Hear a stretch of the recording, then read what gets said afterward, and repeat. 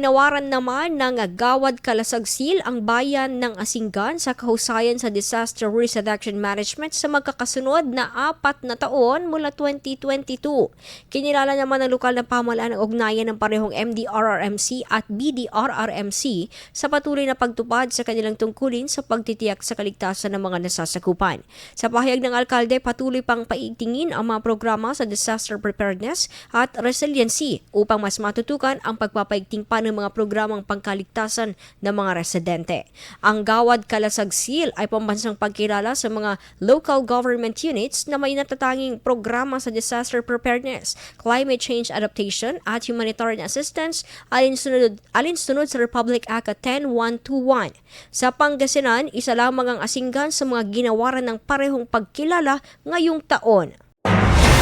IFM News. IFM News. IFM News.